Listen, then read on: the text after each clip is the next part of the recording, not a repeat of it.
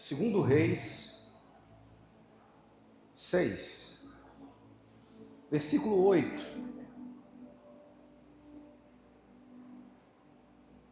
Segundo Reis 6, 8. Assim está escrito: Ora, o rei da Síria estava em guerra contra Israel.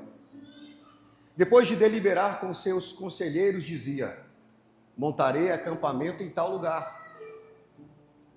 Mas o homem de Deus mandava uma mensagem ao rei de Israel: evite passar por tal lugar, os arameus estão descendo para lá.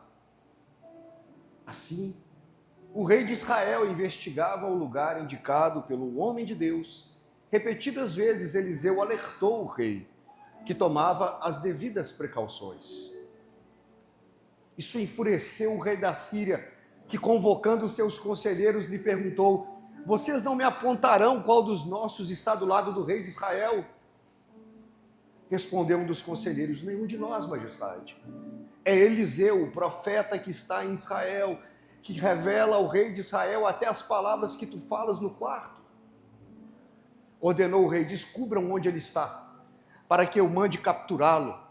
Quando lhe informaram que o profeta estava em Dotã, ele enviou para lá uma grande tropa com cavalos, carros de guerra. Eles chegaram de noite e cercaram a cidade.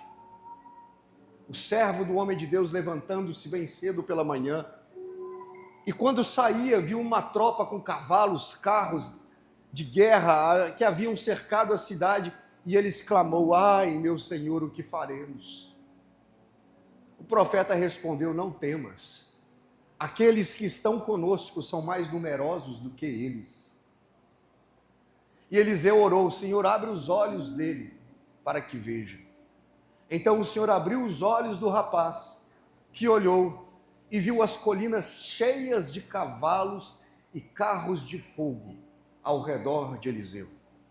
Quando os arameus desceram na direção de Eliseu, ele orou ao Senhor: fere estes homens de cegueira. Então ele os feriu de cegueira, conforme Eliseu havia pedido. Eliseu lhes disse: não é esse o caminho, nem essa a cidade que procuram. Sigam-me, eu o levarei ao homem que vocês estão procurando. E os guiou até a cidade de Samaria. Assim que entraram na cidade, Eliseu disse: Senhor, abre os olhos deles, para que possam ver. Então o Senhor abriu-lhes os olhos, e eles viram que estavam dentro de Samaria. Quando o rei de Israel os viu, perguntou a Eliseu: devo matá-los, meu pai? Devo matá-los? Ele respondeu: não. Costumas matar prisioneiros que capturas com a tua espada e o teu arco? Manda-lhes servir comida, bebida, desde que voltem ao seu senhor. Então preparou-lhes um grande banquete, e terminando eles de comer e beber, mandou-os de volta para o Senhor. Assim as tropas da Síria pararam de invadir o território de Israel. Vamos orar? Deus, o Senhor pode tudo, porque o Senhor é tudo. Não retire de nós a tua presença, Deus, nem o teu cuidado, nem os teus anjos, nem a tua palavra, nem a tua direção, nem o teu socorro. Que nós não sejamos homens desesperados nesse mundo, mas que nós sejamos homens preparados para esse mundo. Eu te faço os 3 pedidos que sempre hei de fazer. Faz o que o homem não pode fazer. Age onde o homem não pode agir. Fala conosco, meu Deus, e nós te daremos toda a glória. A partir desse instante, onde houver um glória a Deus, onde houver um aleluia, derrama a presença do teu Espírito Santo, para que esse povo saiba que o Senhor é Deus. Quem pode faz barulho de salvação.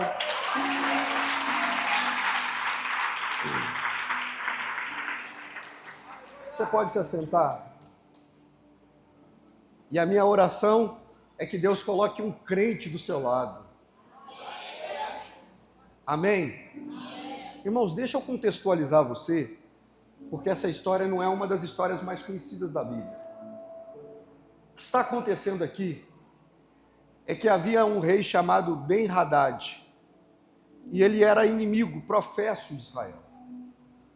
Por várias vezes ele tentava achar aonde estava povo de Israel, o exército de Israel, para aniquilá-los. Só que algo acontecia. Toda vez que ele preparava uma emboscada, quando ele chegava lá não tinha ninguém. E ele dizia: como que pode? Nós ficamos sabendo que eles passariam por aqui, nós armamos o cerco, a cilada, e eles não passaram por aqui. E como isso foi acontecendo dezenas de vezes, ele disse: tem algo. Então ele reúne os seus conselheiros e diz assim: pode falar. Entre nós aqui tem fogo amigo. Um de vocês está infiltrado aqui. E quando eu falo a nossa direção, vocês vão até o exército de Israel e fala para eles não passarem por esse lugar. E os homens todos vão dizer para o rei: não, rei, nós somos fiéis. O problema é que em Israel tem profeta.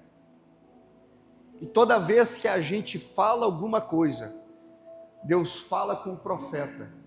E o profeta fala com o rei. E o rei desvia o caminho da tropa. Ele fala: então o problema é um homem, não é um exército. Falem para mim aonde está esse profeta. E eles dizem: olha, ele está em Dotã. Então o rei manda o seu exército com todos os seus homens ir de noite, sair de noite, para que chegue ao acampamento de dia, para pegar Eliseu e o seu moço de surpresa. Quando eles chegam lá, o moço se desespera, vê que a sua vida vai se findar, chama o profeta e o profeta fala: calma, mas são aqueles que estão conosco. E ele faz uma oração dizendo: abre os olhos desse moço, Deus, para que ele veja o que eu já vi. E quando os olhos daquele menino são abertos, eles veem um exército de inimigos, mas por trás eles vejam um exército de Deus. Olha para a pessoa que está do seu lado e fala assim: você precisa ver mais o exército de Deus. Eliseu vai fazer uma segunda oração. Ele vai dizer: Deus, agora cega os inimigos. Deus cega os inimigos. Ele conduz os inimigos até Samaria. Quando chega lá, ele fala: Deus, abre os olhos deles. Os olhos deles são abertos e eles estão perto do exército de Israel. E o rei fala: nós matamos eles. E Eliseu fala: não, deixa eles irem embora. E aí eles vão embora. Chegando lá, eles conversam com o rei da Síria sobre o que aconteceu. E o rei diz: olha, não vamos mais brigar com Israel. Contei a história, agora eu quero fazer as aplicações que essa história pede. Primeira coisa que eu queria colocar aqui para você hoje é que a Bíblia vai dizer que o profeta e o menino, eles estão em Dotã. E o rei vai dizer: olha, o melhor horário para nós irmos é de noite, porque de noite o profeta dorme. De noite, porque de noite o menino descansa.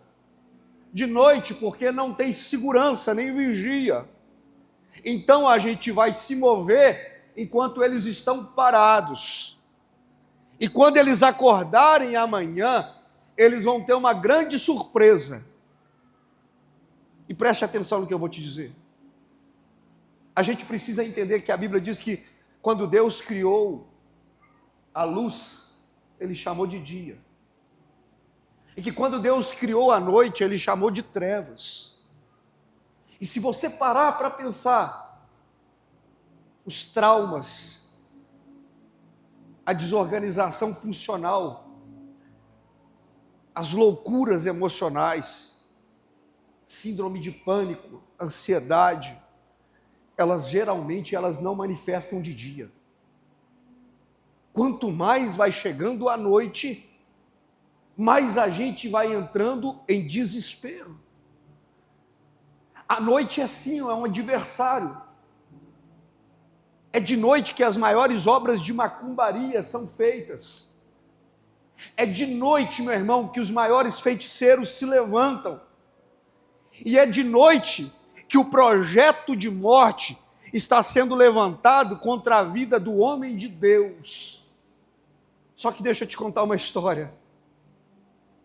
O que me chama a atenção nesse texto não é a estratégia do inimigo, mas é a confiança e a segurança que a gente pode ter em Deus. Porque o mal diz assim: de manhã a gente vai surpreender Eliseu, porque a gente vai chegar lá e vai pegar ele desprevenido. Mas quando o inimigo chega lá, o exército de Deus já tinha chegado.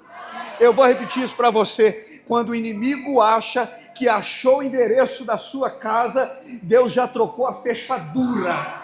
Ei, meu irmão, eu estou aqui nessa noite para dizer para você, presta atenção.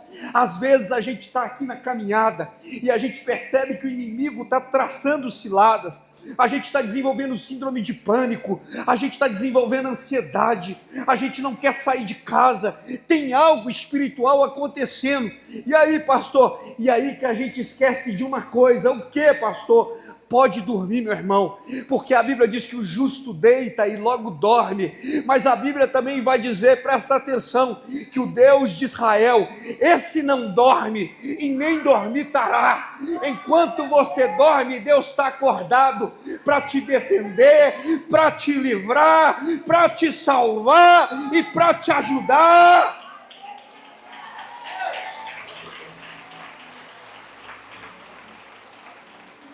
Fala para a pessoa que está do seu lado: eu tenho um Deus na minha vida. Não, fala para ela assim: eu tenho um Deus na minha vida. Levanta essa mão direita, deixa eu profetizar uma coisa. Ninguém vai te pegar de surpresa. Eu vou repetir para você dar um glória a Deus mais alto. Ninguém vai te pegar de surpresa. Sabe por quê, meu irmão? A Bíblia diz que o Espírito sopra onde Ele quer. As pessoas podem estar falando mal de você do outro lado de contagem, mas o sopro do Espírito Santo vai trazer a verdade até a tua vida.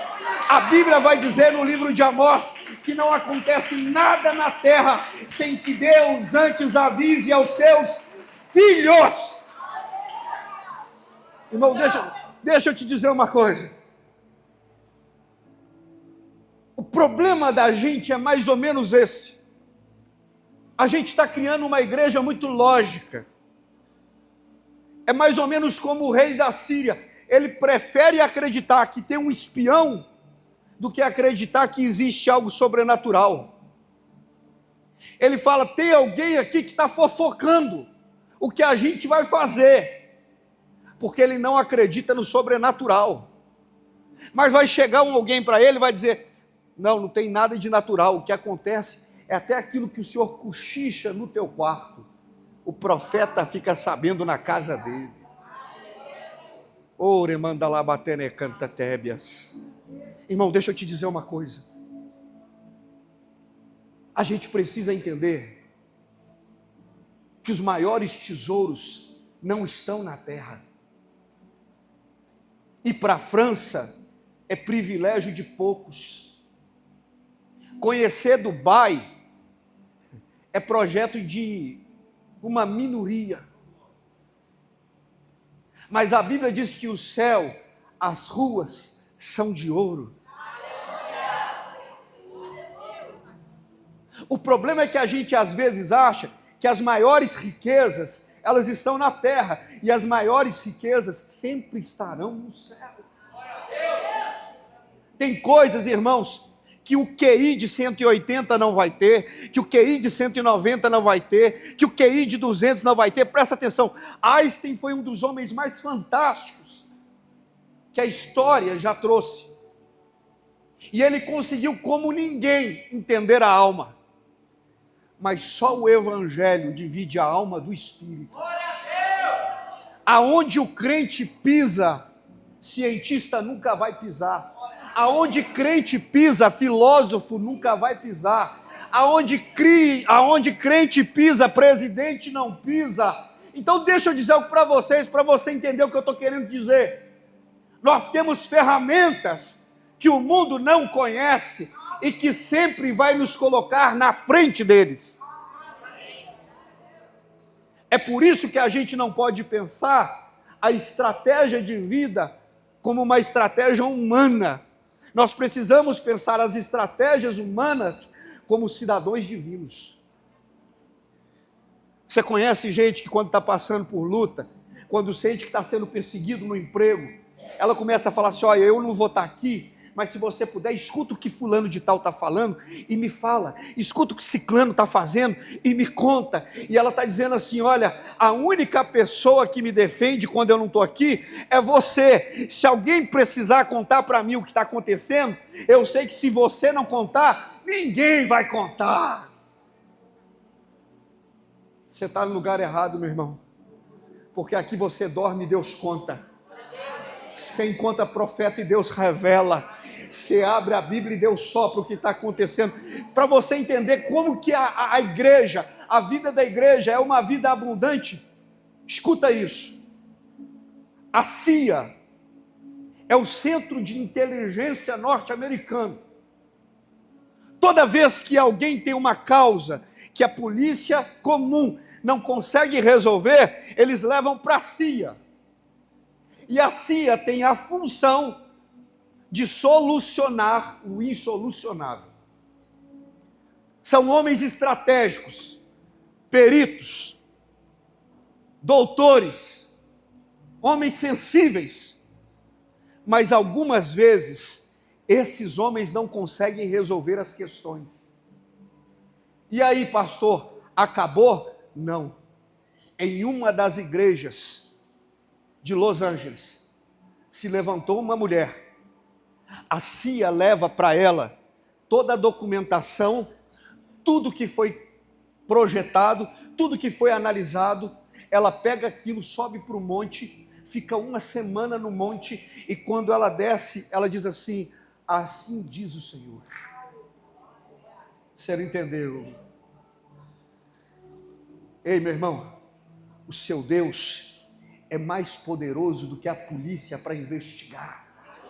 O que a polícia não dá conta de resolver em um ano, a mulher que fala com Deus no monte resolve em um dia.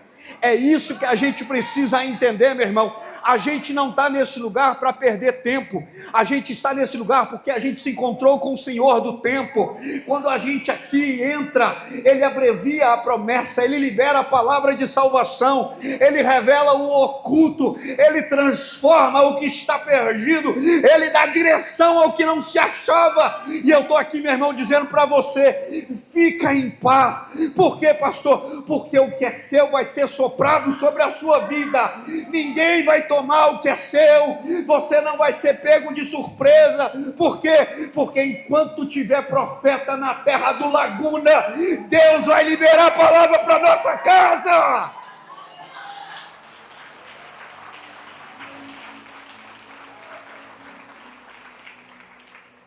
Repete comigo assim, eu preciso melhorar, Jesus. Não, fala mais uma vez assim, eu preciso melhorar, Jesus. Deixa eu te dizer uma coisa. Quando a gente olha esse texto, pode ser que você fale assim, eu sou Eliseu. Mas toda vez que eu leio esse texto, eu falo, eu sou esse moço, Jesus. Eu sou esse moço que anda com profeta e não cria coração de profeta. Eu sou esse moço que anda na igreja e não aprende o que é essa igreja. Eu sou esse homem, Deus, que tem família e não sabe se comportar como quem tem família. Eu não me pareço com Eliseu. Por quê? Porque Eliseu tem visão. Eliseu não se desespera. Eliseu tem segurança no Deus que ele serve. Eliseu não é tomado pelo medo porque ele já vive da fé. Agora, quando a gente olha esse moço, ele se parece tanto com a gente. Porque a gente está aqui do lado de profeta, a gente está aqui numa igreja, meu irmão, que prega mudança de vida, transformação, que prega vitória, que prega tanta coisa. E ao mesmo tempo que a gente vê tanta pregação jogando a gente para cima, a gente vive como uma bola que joga para cima e ela volta para baixo. A gente joga para cima e ela volta para baixo. É tanta gente aqui vivendo debaixo de danos emocionais, gente que não consegue se firmar, gente que não consegue se levantar, gente que não consegue progredir. E quando você olha para ela, a única coisa que ela consegue enxergar é o medo que se apoderou da sua vida. E o pior, para cada solução que você fala para ela, ela tem pelo menos 3 problemas para te mostrar. Eu estou aqui nessa noite, meu irmão, para dizer, presta atenção, porque você pode estar dentro de uma igreja e nunca ter a visão da igreja. Você pode ser pai e nunca ter a visão de pai. Você pode ter família e nunca ter a visão de família. Coisa boa é quando o ambiente que a gente está altera quem a gente é. Ei, eu estou dizendo para você, a minha oração é que o profeta ande do seu lado, mas que a unção que está nele recaia sobre a sua vida. Ei, assim como tem gente que vê o céu, que você veja o céu. Assim como tem gente que recebe milagre, que você receba o seu milagre. Assim como tem gente que é impactada na família, que você seja transformado na sua família. Repete comigo assim, me ajuda, Jesus. Irmão, presta atenção. Eu tenho orado tanto a Deus, mas eu tenho orado tanto a Deus, para que a igreja seja madura, porque hoje nós temos uma igreja grande de meninos, uma igreja que se reúne para ver um menino de 14 anos falar, the power of the king of the power.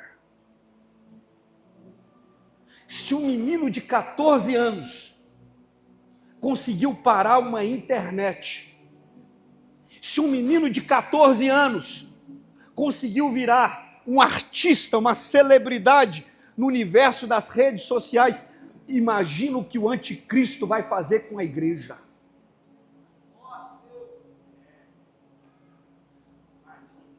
Eu quero que você entenda que nem toda pregação vem do céu. E nem toda pregação te leva para o céu. Eu vou repetir isso, meu irmão. Abra os olhos. Tem muita pregação que faz você se sentir homem, mas não faz você se sentir um homem que tem que ser santo. Tem muita pregação que te ensina o caminho da prosperidade, mas não ensina que a prosperidade deve ser colocada a favor do reino. São pregações que culminam em você, quando Paulo diz, porque dele, por ele, para ele, são todas as coisas. Igreja boa, meu irmão, não é a que aprendeu a aplaudir, é a que aprendeu a ficar de joelho. Igreja boa, meu irmão, não é a que bate no peito, mas é a que curva a cabeça. Igreja boa, meu irmão, não é aquela que diz, nós temos ouro, prata e bronze, mas aquela que diz, compramos o colírio do céu, estamos sendo alimentados pela palavra de Deus, já entendemos que Ele é o caminho, a verdade e a vida.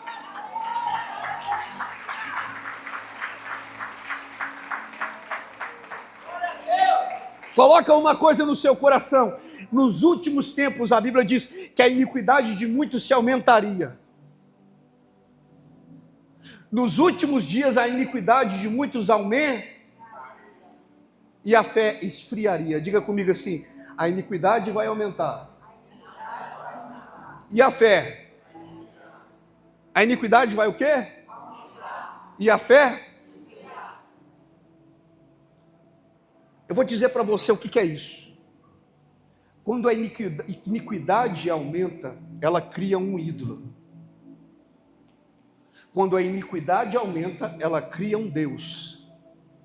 Quando a fé diminui, ela destrona um Deus. A gente fica vendo hoje pastores que falam assim como eu vi um.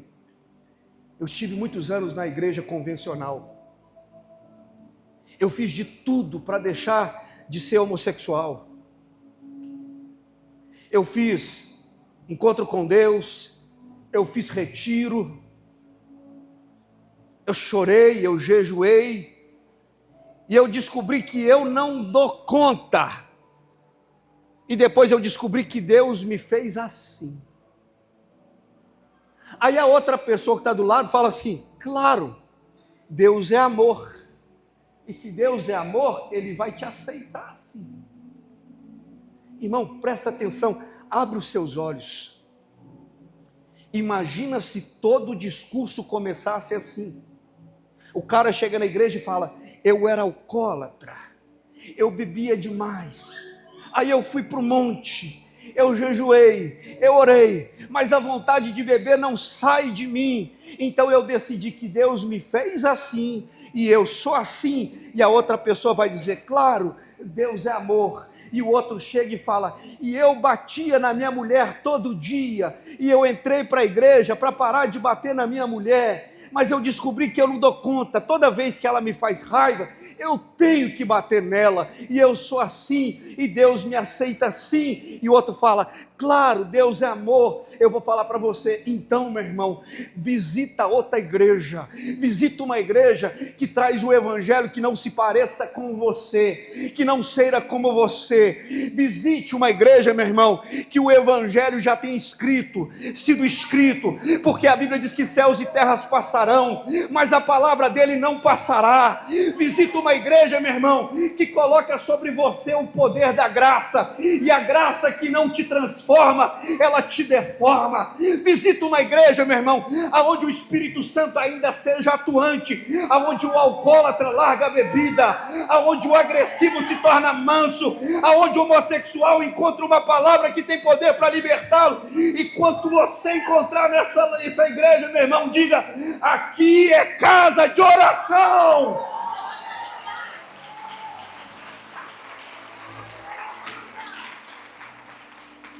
Fala para a pessoa que está do seu lado, abre os seus olhos, meus irmãos. Ei, eu estou aqui hoje, como diz o pastor Jerônimo, no poder do boi selvagem, para dizer para você, mulher, até quando você vai ficar usando essa desculpa? Eu estou cansada, estou desanimada, é tanta coisa para fazer lá em casa, que às vezes eu não tenho vontade de vir nem na igreja. Eu vou colocar uma mulher para abrir o seu olho e dizer assim, continua desse jeito mesmo, o dia que a coisa piorar, aí você lembra que você é crente e você volta para a igreja. Eu estou orando, meu irmão, para que Deus abra os olhos desses homens, que as mulheres estão em casa fazendo tudo, e ele não fazendo nada, que chegue um homem do seu lado e fala assim, ei, Deus te chamou, rapaz, para ser cabeça, você é o provedor, você é o protetor, você é o provedor, se coloca como leão, deixa de ser cordeiro. Eu estou orando, meu irmão, para que se levante uma geração, que entre na igreja, não com fome daquilo que Deus pode dar, mas com fome daquilo que Ele é, dizendo, quero ser batizado no Espírito Santo, quero falar em línguas, quero transformar minha casa, quero ser cheio do poder de Deus. Tem alguém aqui para entender o que eu estou falando aí? Solta o glória a Deus!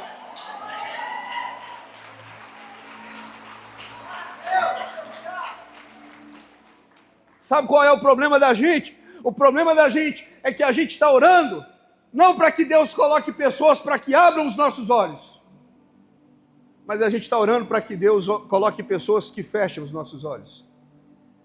Pessoas que falem para você assim, fique em paz. Se você não fizer, está tudo bem, Deus te ama assim. A gente está orando para que Deus coloque pessoas que não têm fome por Ele. E aí você fala, eu orei uma vez essa semana, e ela vai olhar para você e fala assim, orou mais do que eu.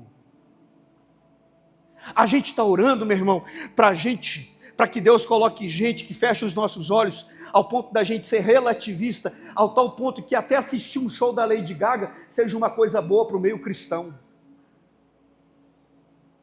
Vocês estão entendendo que a igreja está deixando de ser igreja? Vocês estão entendendo que a igreja está fechando os olhos, quando a igreja foi chamada para abrir os olhos? Meu irmão, se a gente fechar os olhos, quem vai alertar o mundo do falso profeta, do anticristo, da carne, dos poderes das trevas? Sabe o que o diabo tem medo? O diabo tem medo de crente que está com visão espiritual. É isso mesmo, quando a gente é de Deus de verdade, meu irmão, a gente sabe aonde Deus está, a gente sabe onde o diabo está, a gente sabe quem vive com Deus, a gente sabe quem está sem Deus. Por quê? Porque um dia Paulo chegou perto de um homem, e esse homem disse assim, eu sei que você é crente. E Paulo disse, como que você sabe? Ele disse, porque o Espírito que habita em mim testifica com o Espírito que há em ti, que ambos somos do mesmo Deus. Meu irmão, quando você encontrar com a pessoa que está do seu lado, não é o paz do Senhor que vai fazer ela saber que você é crente, é a presença viva de Deus.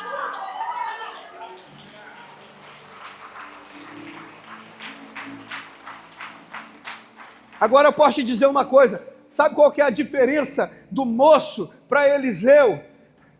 O moço está cheio de medo, porque vive de olho fechado. Eliseu está cheio de fé, porque vive de olho. Me ajuda a pregar. O moço está cheio de medo, mas ele vive de olho. Eliseu está cheio de esperança, porque ele vive de olho. Irmão, quantas vezes a gente vê as pessoas dentro da igreja desesperadas?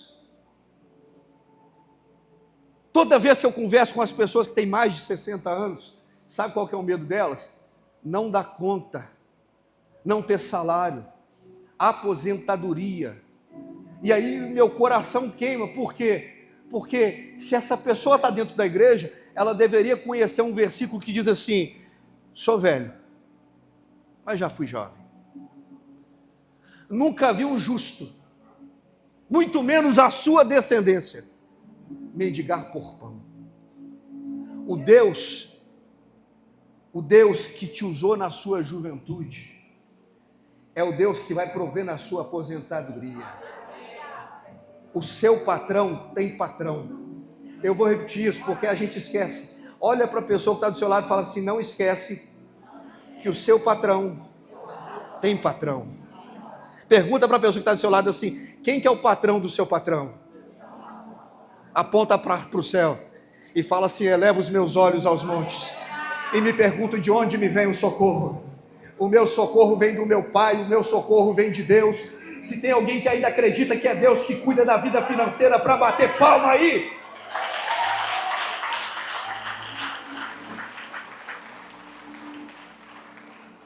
Posso te dizer uma coisa? Tem muita gente dentro da igreja que tem mais medo do inimigo do que confiança no seu Senhor.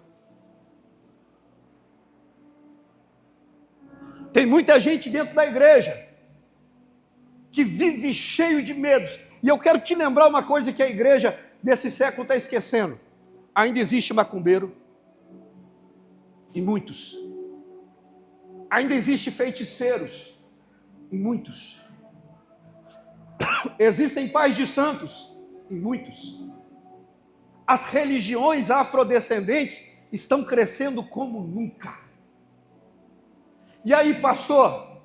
E aí, meu irmão, mesmo com tudo isso, eu permaneço. Eu permaneço. E permaneço com uma certeza: o quê? Todas essas religiões estão vivendo uma onda. Elas estão crescendo, mas depois vão diminuir. E o cristianismo? Esse não para de crescer, porque lá em Isaías está escrito: porque uma criança nasceu e um menino se nos deu, o reino estará sobre os seus ombros, e o seu governo jamais terá fim, e ele será conhecido como Príncipe da Paz, Pai da eternidade, como disse João Batista, Cordeiro Santo de Deus, que tira o pecado do mundo. Ei, o diabo pode até ser príncipe desse tempo, mas ele nunca vai receber o título de Rei dos Reis e Senhor dos Senhores.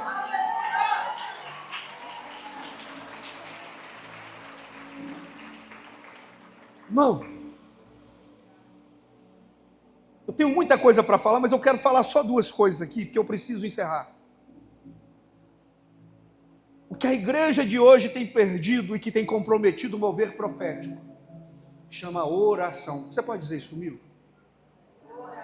Você pode dizer isso comigo? Escuta o que eu vou te dizer. Vem cá, Eliseu. Você é grande, hein? Vem cá. Eu vou te ensinar uma coisa agora didática.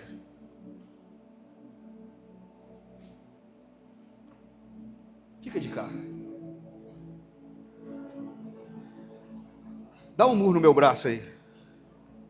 Não é carinho não. Dá um murro.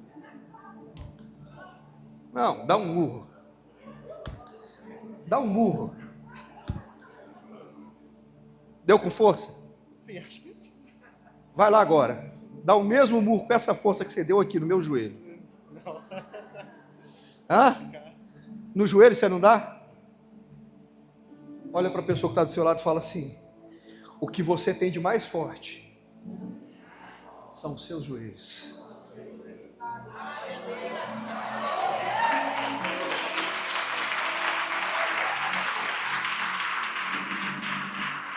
Irmão, presta atenção. O diabo sempre vai tentar bater aqui. Sempre vai tentar bater aqui. Sempre vai tentar bater aqui. Mas quando ele vê você aqui, ele vai entender que não adianta exército, que não adianta estratégia, que não adianta poder, que não adianta força, feitiçaria, macumbaria. Sabe por quê, meu irmão?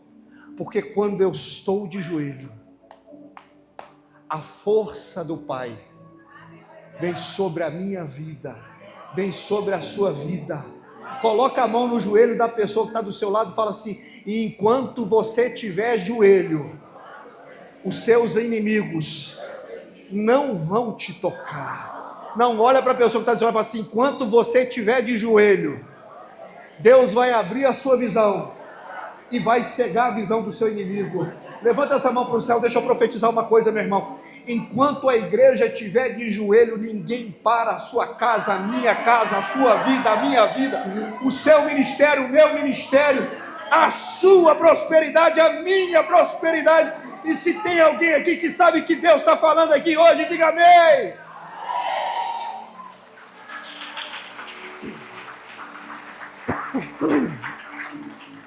Então eu encerro dizendo: pastor, o que é orar?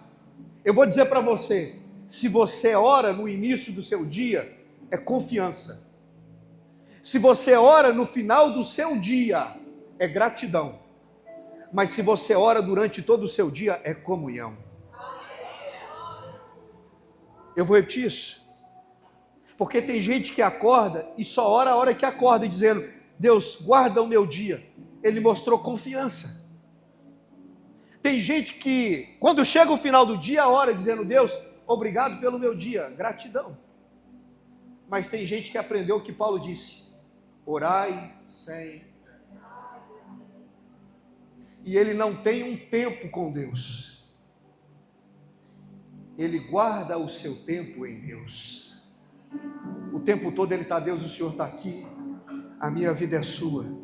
Não me deixa irar, não me deixa pecar, não me deixa murmurar. Sabe qual que é o problema da igreja? A igreja de hoje acha que quando alguma pessoa faz mal para ela, o jeito de resolver é ir na internet.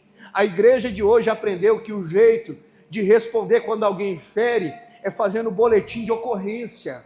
A igreja de hoje aprendeu que o jeito de dar resposta quando alguém te machuca é murmurando e contando para a família.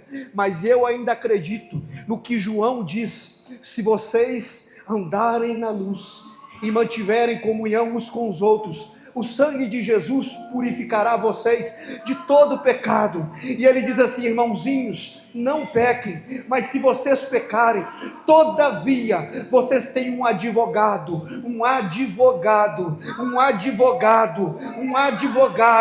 Quem fofocou contra você, leva para o advogado. Quem murmurou contra você, leva para o advogado. Quem feriu você, leva para o advogado. Quem declarou que você ia morrer, leva para o advogado. Meu irmão, a vingança não cabe no coração do ser humano. Por isso a palavra de Deus vai dizer que a vingança pertence a Deus. Sabe por que eu gosto de Eliseu? Porque Eliseu, ele vai abrir os olhos de 3 pessoas nesse texto. Primeiro, ele abre os olhos do menino, para que o menino não tenha medo.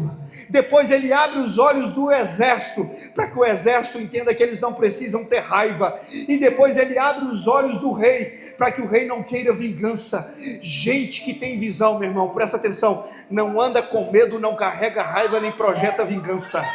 Gente que é de Deus, meu irmão, não anda com medo, não vive debaixo de raiva e nem planeja vingança.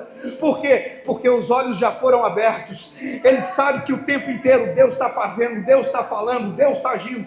Pastor, eu não estou vendo. Se não está vendo, meu irmão, está faltando visão espiritual. E eu estou aqui para te dizer, você está no lugar certo. É aqui que as janelas do céu se abrem e Ele derrama a bênção sem medidas. Então, meu irmão, se você está aqui para receber algo sobrenatural, fica de pé no seu lugar e fala para Deus: é hoje, Pai. É hoje que o céu vai se abrir. É hoje que eu vou aprender, Pai, a conviver, a viver, a transformar. É hoje, Pai, que o Senhor vai tirar todo espírito de ilusão que eu carrego. Meu Deus, é hoje que eu vou aumentar minha fé, porque eu preciso ser crente de verdade, no mundo onde só existem homens de mentira.